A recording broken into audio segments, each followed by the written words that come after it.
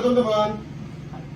Shalom, Om Swastiastu, Namo Buddhaya, salam kebajikan. Tabe selamat minalatai, salam sujud karena melempang. Adil katalino bacora bingka saruga bahasanya kejubata arus. Sebelumnya kami di sini dari kelompok 8 akan memulai debat kami yang dimana debat tersebut terkait pengangguran yang ada di Indonesia. Sebenarnya di sini kami dari tim kontra. Saya sendiri Gera Pitaduan. Ya, saya Muhammad Maulana. Saya Nurjama Khalida. Saya Priscilia Kristi. Saya Andresa Kurniawan. Kami dari tim Pro, nama saya Nazwa Fitria Nurahmi. Saya Septi Widya Putri. Saya Tergamus. Saya Tegar Trimukti Aji. Saya Indra Adwilijaya. Baik, kami di sini dari tim kontra kami menyampaikan beberapa poin dari pendapat kami sendiri tentang pengangguran tersebut. Yang pertama itu pengangguran itu disebabkan oleh sedikitnya lapangan pekerjaan yang menampung para pekerja. Terus banyaknya para pencari kerja ini tidak sebanding dengan lapangan pekerjaan yang tersedia di Indonesia. Terus yang kedua itu ada kurangnya keahlian yang dimiliki oleh para pencari kerja daripada banyak jumlah sumber daya manusia yang tidak memiliki keterampilan, menjadi salah satu penyebab makin bertambahnya angka pengangguran yang ada di Indonesia. Terus ada kurangnya informasi, yang dimana para pencari kerja itu tidak memiliki akses untuk mencari tahu informasi tentang perusahaan yang memiliki kekurangan tenaga kerjaan. Terus kurang meratanya lapangan pekerjaan, yang mana banyaknya lapangan pekerjaan di kota tidak sebanding dengan yang ada di desa, yang dimana lapangan yang ada di desa di wilayah tertentu itu cenderung sedikit. Terus yang kelima itu ada masih belum maksimalnya upaya pemerintah dalam memberikan pelatihan untuk meningkatkan soft skill budaya malas yang masih menjangkit kepada para pencari kerja, yang membuat para pencari kerja itu mudah menyerah dan mencari peluang pekerjaan. Terus di sini juga ditinjau dari segi ekonomi, pengangguran ini meningkatkan jumlah kemiskinan karena di sini banyaknya yang menganggur itu berdampak kepada pendapatan ekonomi mereka, sementara biaya hidup sekarang itu semakin meningkat. Terus ini yang dimana ini akan membuat mereka itu tidak dapat mandiri dalam menghasilkan finansial untuk kebutuhan kepada para pengangguran ini.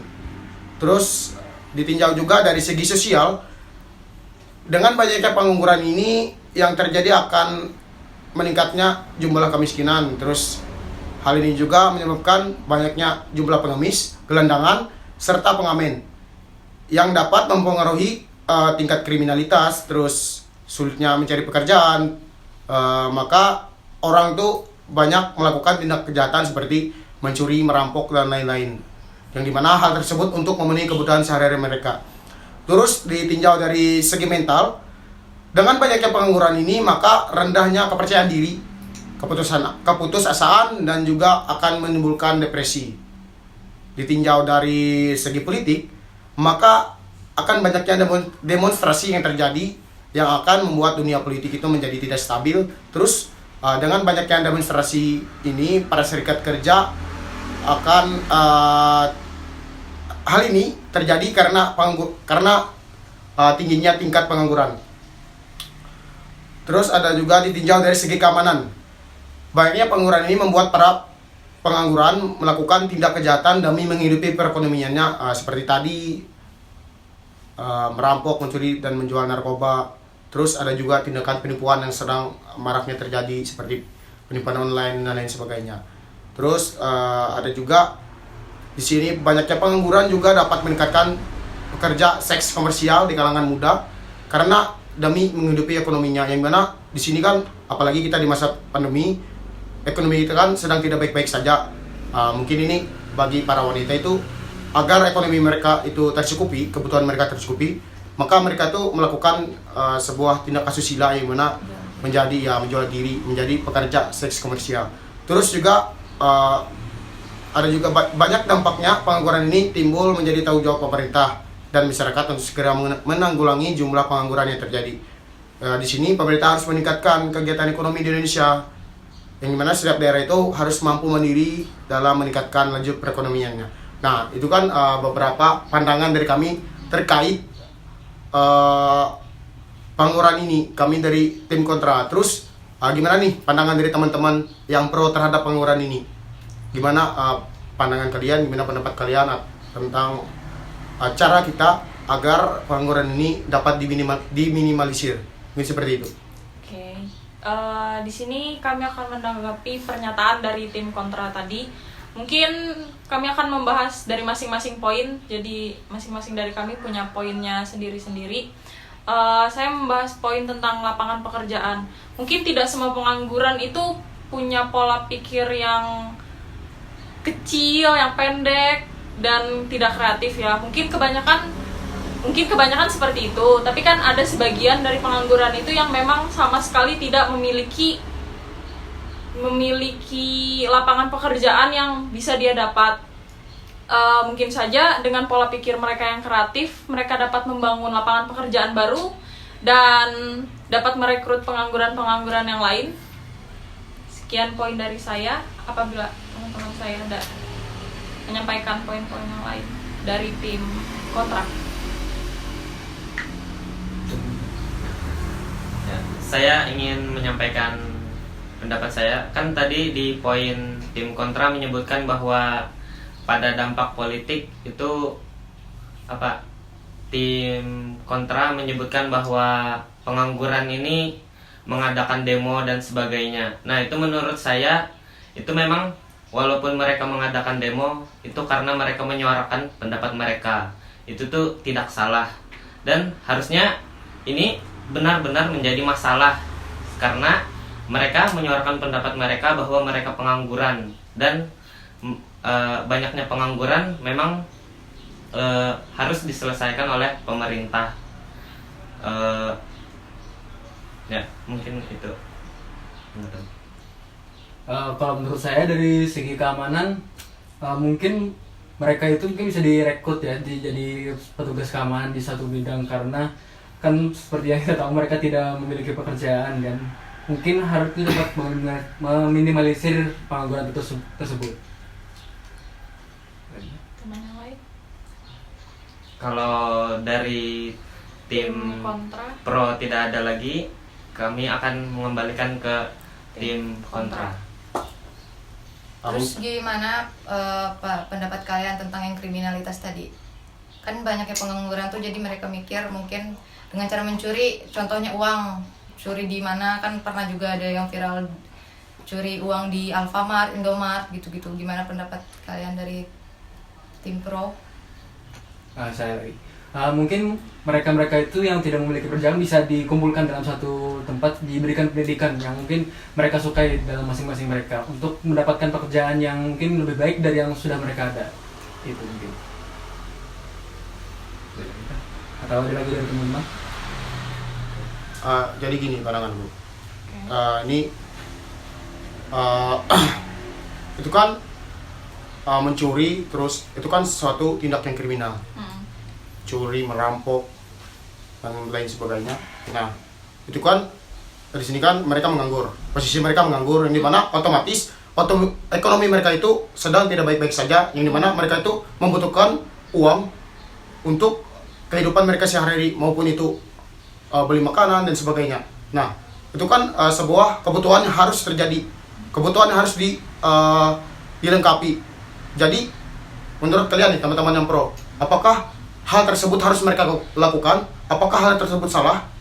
Karena di situ kan, di sini kan kami menyebutkan tadi untuk pengangguran kan mungkin mereka itu tidak memiliki soft skill, yang dimana tidak memiliki keterampilan yang bisa mereka terapkan dalam dunia pekerjaan, karena sehingga mereka itu harus melakukan hal tersebut. Apakah menurut pandangan teman-teman nih, apakah hal tersebut salah?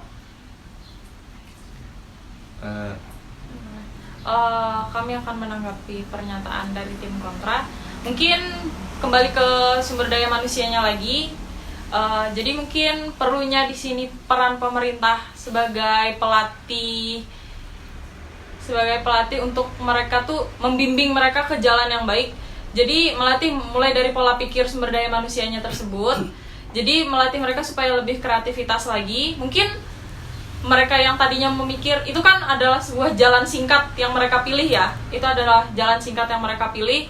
Jadi mencuri, merampok, atau bahkan sampai membunuh, itu kan adalah jalan singkat yang mereka pilih. Jadi di sini diperlukannya peran pemerintah untuk memberikan mereka jalan yang baik, yang lurus.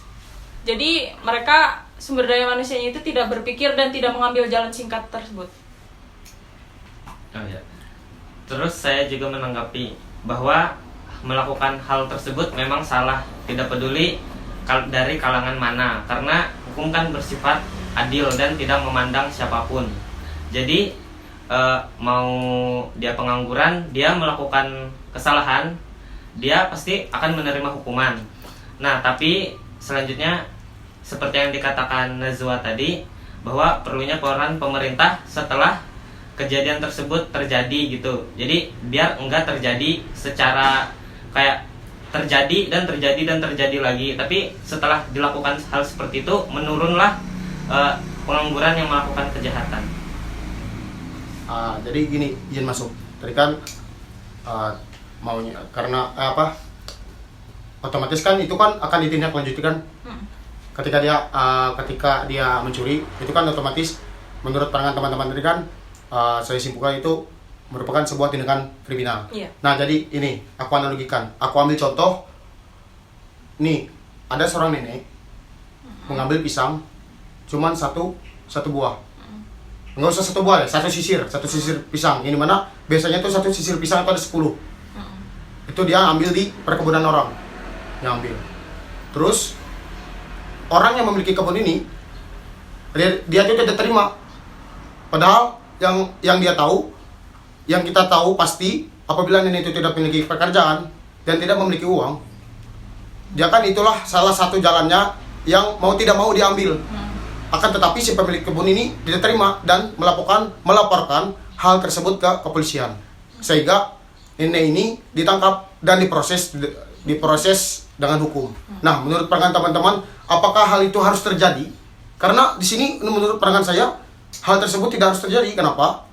Kenapa sih harus itu? Nah, nenek ini kan sudah tua, nah, sehingga dia di situ kan mungkin kita tidak tahu latar belakang dia seperti apa. Mungkin dia itu sependang kara atau seperti apa.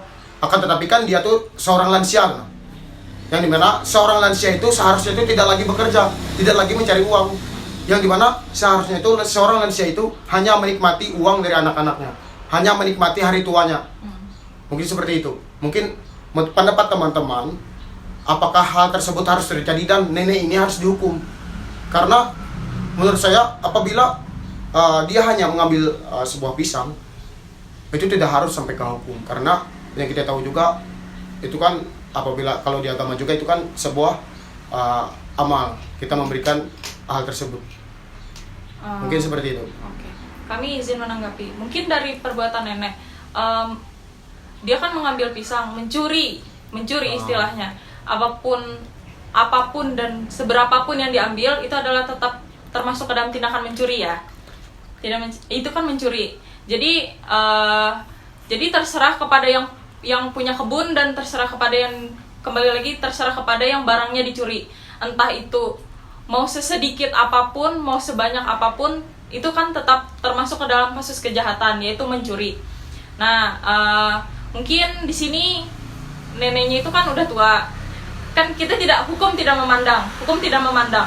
Entah itu tua, entah itu muda, hukum tidak memandang apapun umur, pangkat dan lain-lain, hukum tidak memandang itu. Tapi hukum kan memandang kasus apa nih yang menjerat seseorang ini. Nah, di sini kan kasus yang menjerat nenek tersebut kan adalah mencuri. Jadi dalam pandangan kami ya itu tetap salah karena itu adalah mencuri. Mungkin di sini diperlukannya peran dinas sosial karena kita kan tidak tahu ya. Seandainya nenek tersebut sebatang kara tidak punya anak, mungkin di sini perlunya peran dinas sosial ya. Peran dinas sosial untuk lebih lagi menyebar ke masyarakat yang lain. Mungkin bisa dilihat kepada orang tua khususnya yang hidup sebatang kara, mungkin dapat dibantu dari pemerintahnya. Sekian dari saya. Izin lagi, saya ingin menyampaikan 2 poin ya. Yang pertama tuh hal tersebut bisa diselesaikan secara kekeluargaan, dan selanjutnya yang kedua tuh walaupun masuk ke ranah hukum, pengadilan tuh punya sistem. Nah, pengadilan tuh punya sistem walaupun dia menyamaratakan hal tersebut kepada semua orang, tidak ada kecuali, tapi pengaplikasian kepada hukumnya tuh bisa berbeda, ada pengecualian kayak walaupun nenek tersebut terjerat sebagai pelaku kejahatan atau misalnya seorang laki-laki.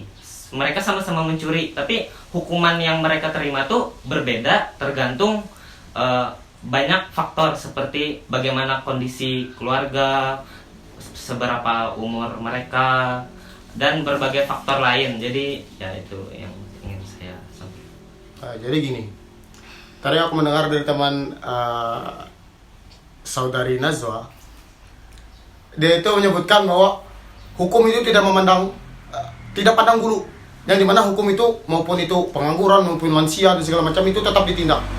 Nah, menurutku itu salah. Aku pernah nonton dan ini benar-benar terjadi. Itu berada di negara orang lain. Itu berada di Amerika, yang dimana mereka itu oke, memang ditindak, cuman itu ketika di persidangan, ketua persidangan itu aku lupa namanya, ketua hukumnya lah, ketua persidangannya itu menyebutkan bahwa ketika seseorang itu memang terpaksa melakukan hal tersebut dan memang latar belakang itu memang mengharuskan dia melakukan hal tersebut, dia tidak menghukum hal tersebut. Tetapi kenapa saudari Naswa tadi itu menyebutkan bahwa hukum itu tidak pandang bulu? Nah, di sini dapat disimpulkan bahwa hukum itu hanya tajam ke bawah, akan tetapi tumbul ke atas.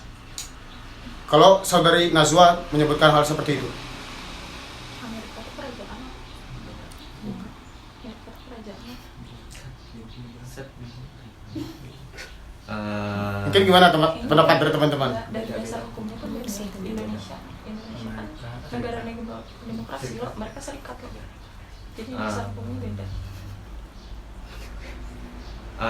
Ya, saya menanggapi ya. Kan seperti yang Nazwa sebutkan bahwa hukum itu tidak pandang bulu. Ya mungkin maksud tidak pandang bulunya nih maksudnya tuh semua orang tuh kena tanpa terkecuali gitu. Tapi bukan berarti maksudnya tuh itu tuh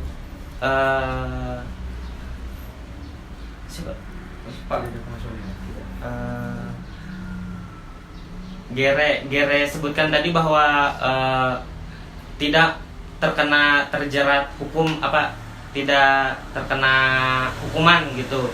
Nah maksudnya tidak pandang bulu tuh walaupun dia tuh presiden, walaupun dia itu perdana menteri, atau walaupun dia itu pengangguran, nah dia itu tetap menjalani proses sidang hukum. Nah begitu. Nah proses sidang hukum tidak pandang bulu maksudnya di situ. Nah untuk maksudnya hasilnya yang dia tidak terkena hukuman itu tuh kan sudah terjadi kan, dia tuh tidak pandang bulu. Nah untuk hasilnya tuh tidak terkait dengan tidak pandang bulunya tuh maksudnya semua melewati proses hukum gitu. Entah hukuman yang diterima setimpal atau tidak, kan itu bukan urusan kita ya, itu adalah urusan pengadilan itu sendiri. Mereka kan memandang dari, misalnya ada satu pelaku kejahatan itu kan biasanya ada pasal-pasal yang terjerat ya kepada pelaku. Nah mungkin itu kan keputusan dari pengadilan itu sendiri. Tapi kalau Gere menyamakan hukum kita dengan Amerika tentunya berbeda ya, tidak sama. Oke, jadi gini, ketika kita berbicara hukum, malah menurutku hukum Amerika itu daripada Indonesia tuh lebih ketat daripada Indonesia. Kenapa? Di sana tuh mereka juga, yang misalnya itu kayak kecepatan bermotor, itu mereka ada sistem otomatis yang mana itu menggunakan mesin. Tidak kita seperti Indonesia kan, di Indonesia sendiri itu kita bebas walaupun di pelang itu tidak boleh melebihi 60 km per jam. Akan tetapi ada orang yang melebihi kecepatan seperti itu dan itu tidak ditilang. Menurutku kalau misalnya kita bandingkan hukum Indonesia dengan hukum Amerika itu berbeda. Iya. Emang berbeda, akan tetapi aku mengambil kesimpulan itu lebih ketat di Amerika daripada di Indonesia. Dan kalau walaupun di Amerika itu sendiri lebih ketat, mereka di dalam persidangan mereka tetap memandang sisi historis mereka. Kenapa mereka mengambil, apa yang terjadi ketika mereka mengambil, apa yang terjadi, kenapa mereka melakukan hal seperti itu. Jadi gitu. Menurutku kalau ini tadi kan berbicara terkait pencurian pisang. Ya, seorang nenek yang mencuri pisang tadi. Nah, ini kejadian yang benar-benar terjadi. Aku masih ingat ini ceritanya, teman aku lupa kapan tahun terjadinya. Aku pernah baca itu nenek itu memang terhukum. Aku lupa itu berapa tahun, memang terhukum. oleh persidangan. Dan di sini saya simpulkan hukum di Indonesia itu memang tidak memandang bulu, akan tetapi memandang uang. Tuh. Yang dimana orang yang tidak memiliki uang, orang yang tidak memiliki latar belakang akan kalah di dalam persidangan. Dan orang yang memiliki segalanya akan menang di persidangan. Mungkin gimana nih pendapat teman-teman terkait pandangan kami tadi? Pandangan saya tadi. Kan seperti itu. Mungkin kita kembali ke topik mungkin pengangguran ya. pengangguran. Nah, tadi kan masih membahas ke dalam pengangguran. Tapi Akan kayaknya tetapi kan itu udah membahas hukum yang sebenarnya bukan ranah kami ya. Tapi kan Itu kan masih dalam skup pengangguran. Yang dimana itu kan masih ke dalam skup ya. ya mungkin koreksinya bahwa pemerintah memang benar bahwa tajam ke bawah, tajam ke tumpul bawah, ke tumpul ke atas. atas. Tapi itu walaupun kita tuh tidak bisa cuma hanya mengaplikasikannya ke kejadiannya ke pengangguran saja, tapi ke semua kalangan gitu, yang bekerja, yang miskin, yang ya kejadiannya tuh luas. Jadi itu kita tidak bisa masuk ke dalam hanya topik pengangguran saja. Kalau tunggu, tunggu bapaknya. Jadi gini, tadi kan aku nggak terima kalau saudari bilang itu keluar dari topik. Kenapa? Karena ketika kita berbicara hukum, maka itu berbicara tentang pemerintahan, berbicara terkait pemerintah. Nah, jadi di sini peran pemerintah itu di mana? Apakah pemerintah itu hanya memandang orang yang mempunyai latar belakang? Mungkin seperti itu. Apakah pemerintah ini ketika mungkin cuma satu orang yang terjadi, akan tetapi gimana ke depannya, gimana pandangan masyarakat yang lain ketika melihat kasus seperti itu? Ya mungkin izin menanggapi ya, kan ceritanya kan di Indonesia nih kalau kita mau ideal gitu. Kalau idealnya harusnya pemerintah itu punya menanggapi terhadap kasus seperti itu. Nah, tapi sebenarnya kita tahu aja pemerintah kita sekarang ini nih tidak baik-baik saja. Nah, terus selain itu di dalam pemerintah sendiri kita tahu bahwa kurang kompetennya pemerintah itu memang sudah banyak berita yang menyampaikan. Selain itu di dalam pemerintah itu mereka tuh tersusun dari banyak-banyak sekali partai gitu loh. Nah, di dalam partai itu mereka tuh mewakili kelompok kepentingannya sendiri. Jadi memang pemerintah ini mereka tuh melakukan hal kepentingan-kepentingan seperti itu. Dan mungkin seharusnya pemerintah memang bergerak dalam mengatasi masalah seperti yang disebutkan Gere. Mungkin ada dari temanku. Mungkin menurut saya dari yang nenek tersebut yang dijatuhkan hukumannya, undang-undangnya mungkin harus dijabarkan secara rinci dulu, mungkin nanti harus diganti untuk dibikin kejahatannya yang spesifik, kejahatan ini akan kemana gitu nantinya, begitu aja. Nah, di sini saya ingin bertanya pada tim pro, apakah kalian ada solusi untuk mengurangi tindakan kriminalitas tersebut?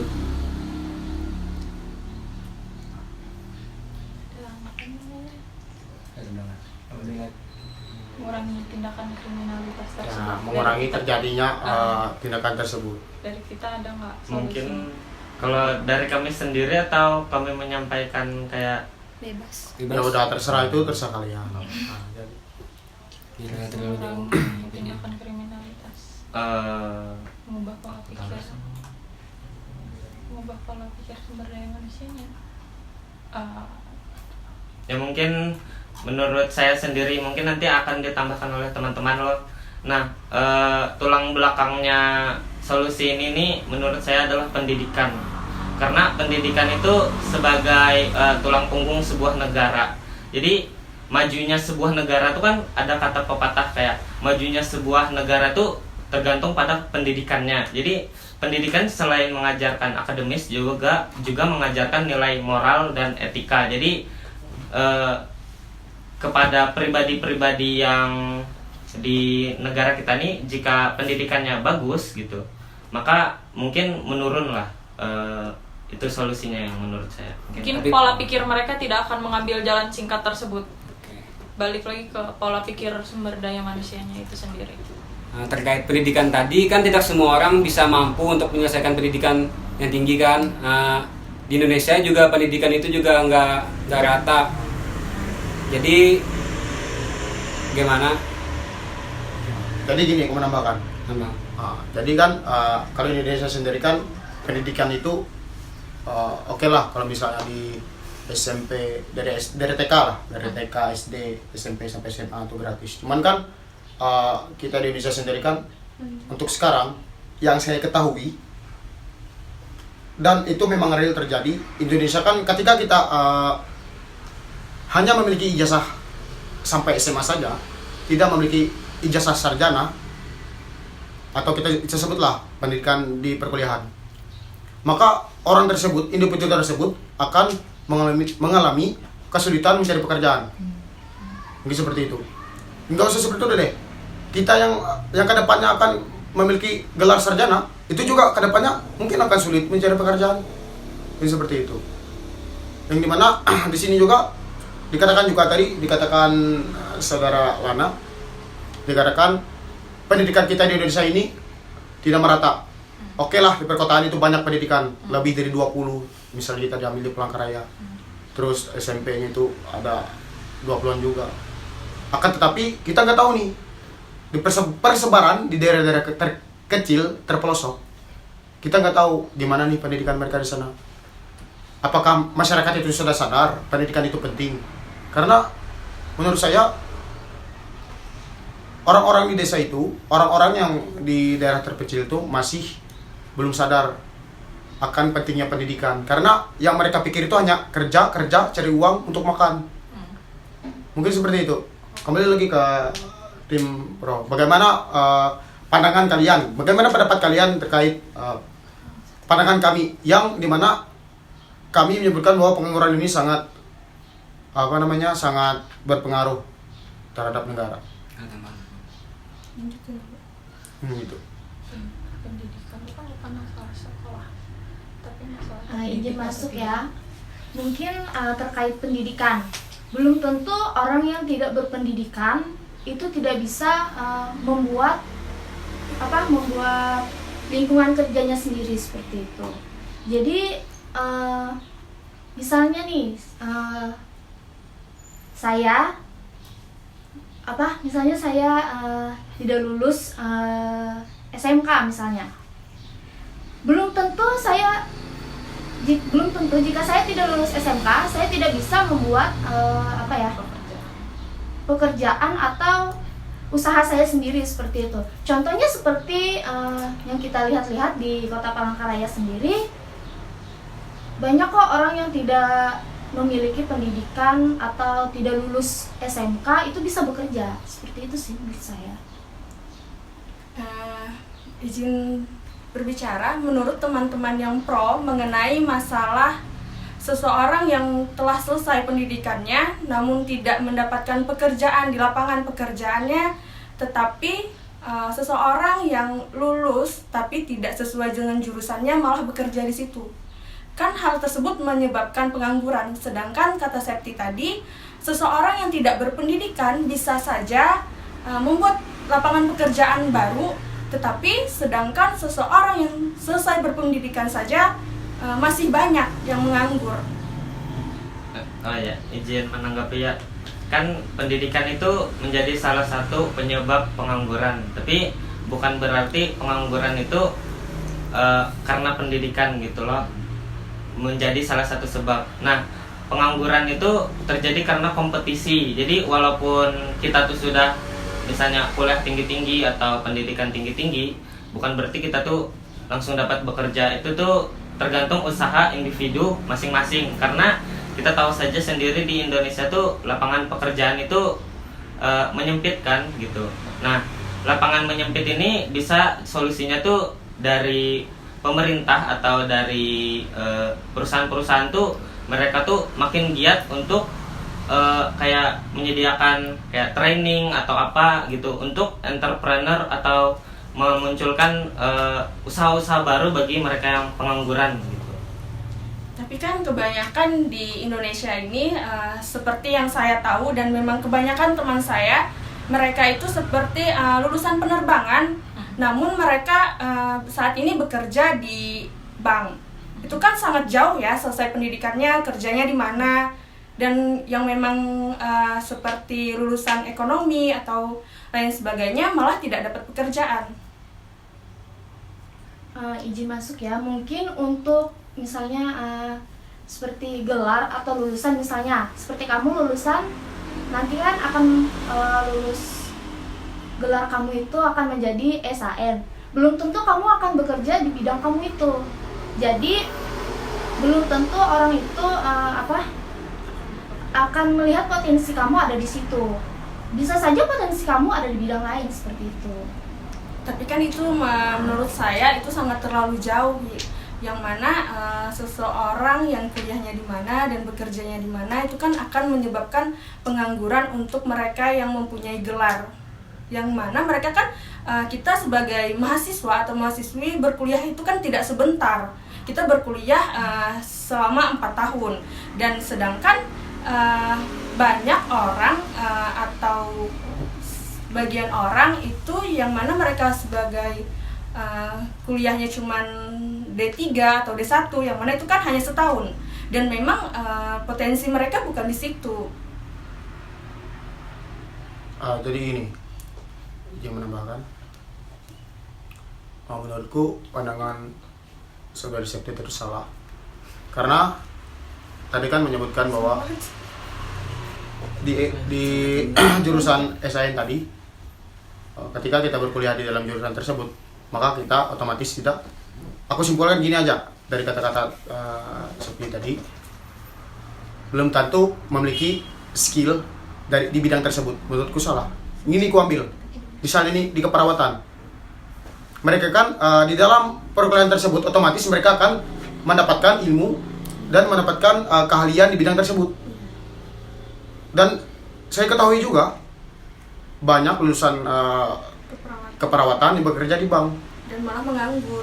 dan yang lain yang di bidang ekonomi, di bidang SAN, yang dimana memang bidang mereka tersebut itu memang jatuhnya ke pelayanan publik, malah tidak mendapatkan pekerjaan karena lulusan perkuliahan itu dalam setahun itu tidak sedikit, Menyempit jadi lapangan kerja. sehingga di sini menurutku ketika bidang pekerjaan itu semakin menyempit, maka pengangguran itu akan semakin banyak.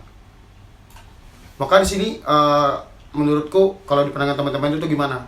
Karena ketika hal tersebut terus terjadi dan sistem tersebut tidak diperbaiki, maka ke depan itu akan semakin menyempitkan lapangan pekerjaan. Karena di sini kan misalnya saja ketua, misalnya aku ambil nih contoh suatu, aku nggak menyebutkan nama instansinya. Ini sebuah ketua yang bidangnya itu tidak seharusnya di situ, akan tetapi dia malah mengepalai di bidang di suatu instansi tersebut. Nah, jadi gimana nih pandangan teman-teman terkait pembahasan persoalan yang kami bicarakan tadi? Nah, mungkin tanggapan saya terkait yang disampaikan teman-teman dari kontra tadi kan, sebenarnya kita memang benar, kayak kita ini lulusan AN, kita harusnya bekerja di AN. Tapi realitanya kan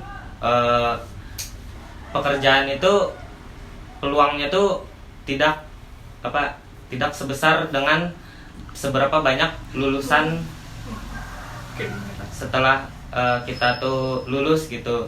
Jadi mungkin tercipta banyak pengangguran, terus mungkin ada juga yang dia lulusan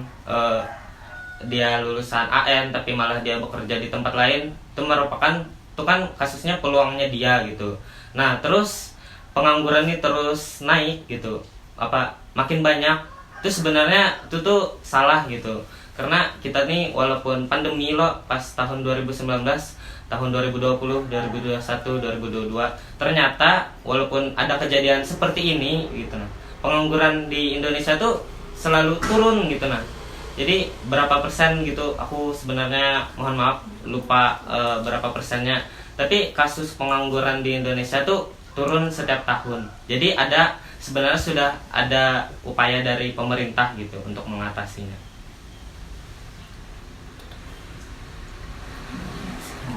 Oke, baik. Jadi itu kan mungkin ini terakhir ya dari kami. Tadi kan berbicara terkait peran dari pemerintah. Jadi mungkin ini terakhir. Seperti apa contohnya peran pemerintah yang kalian lihat, yang memang real kelihatan peran pemerintah terhadap mengatasi kasus dari pengangguran ini? Nah ya, izin nangkep ya. Itu kan kemarin tuh tahun berapa ya? Mungkin masih jalan gitu proyeknya dari presiden kita, apa tuh yang pelatihan untuk apa? Yang Kartu prakerja.